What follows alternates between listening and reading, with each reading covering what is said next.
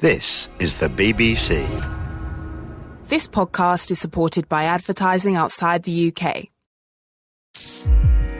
BBC Sounds. Music, radio, podcasts. Thank you for downloading this podcast of The World at One from BBC Radio 4. Hello and welcome to The World at One with me, Sarah Montague.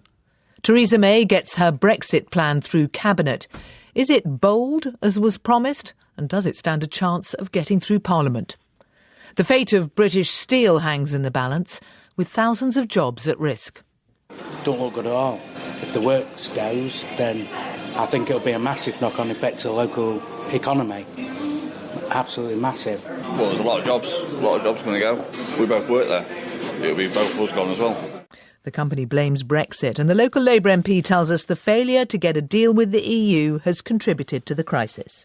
She should have been reaching out to people immediately after she took over as Prime Minister, and we would not be in the mess we are now in, and the threat to the steel industry and threat to jobs and communities such as mine, if she had done what she should have done as Prime Minister.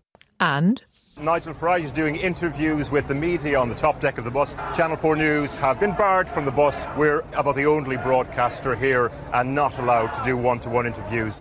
is this the new normal for political coverage? The BBC News is read by Caroline Nichols. Theresa May has secured the backing of her cabinet for what she's described as a new bold offer to MPs on Brexit. The EU Withdrawal Agreement Bill is to be put to a vote in the Commons in the first week of June, with most observers regarding this as the Prime Minister's last chance to achieve Brexit before she leaves office. After a 3-hour meeting in Downing Street, it's understood that ministers signed up to a plan which includes a number of compromises designed to win over Labour MPs. As part of this, the UK would stay in a customs relationship with the EU until the next general election. From Westminster, our Deputy Political Editor, John Pinar. For Theresa May, getting her cabinet behind her plan for another push towards a Brexit deal was the easy bit. Ministers agreed legislation to deliver Brexit should be the vehicle for compromises intended to bring enough Labour MPs aboard to counteract the still strong rebellion by MPs on her own side. The plan supersedes the idea of so-called indicative votes in the Commons on Brexit options. So the offer is to stay as now within a temporary customs relationship until the next general election. There'd be guarantees to maintain environmental standards and workers' rights after Brexit. And the problem is that opposition on the Conservative side has probably hardened, not softened, since Mrs May's last failed attempt. The hope in Downing Street is that those wanting another referendum or a Brexit closer to the EU may back this bill and try to get their way during later detailed debate. The emphasis now is on hope, and perhaps not very much of it. Thousands of jobs could be under threat at British Steel, which is expected to collapse by the end of the day unless it can secure emergency government funding. Administrators could be appointed as early as tomorrow. In answer to an urgent question in the Commons in the past few minutes, the Business Minister, Andrew Stevenson, said discussions were ongoing, but insisted the government would leave no stone unturned in its support for the steel industry. Our business editor, Simon Jack, has the details.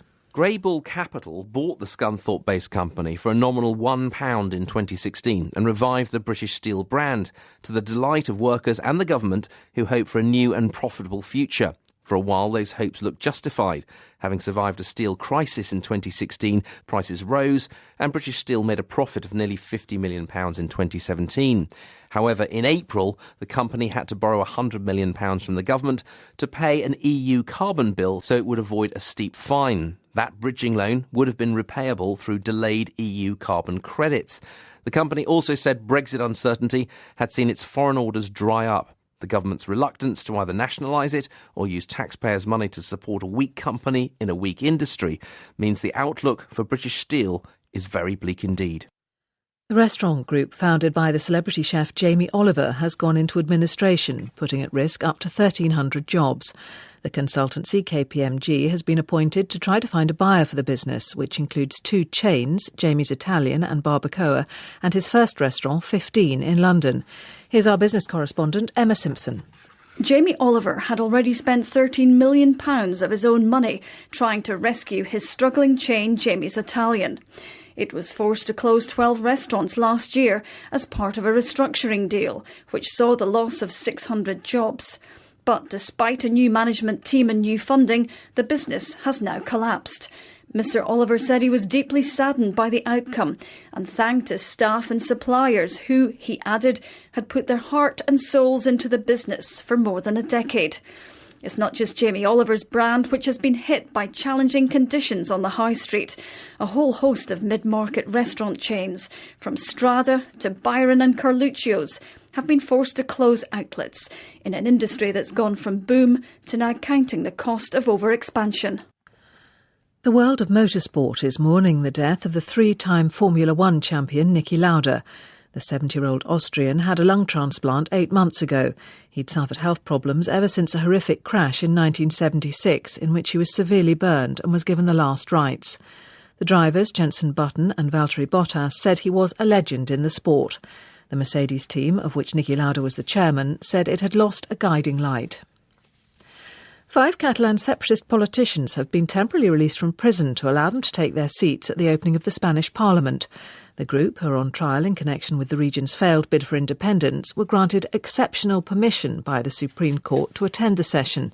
Unionist MPs say they'll attempt to get the separatists suspended from Parliament to stop them from attending debates.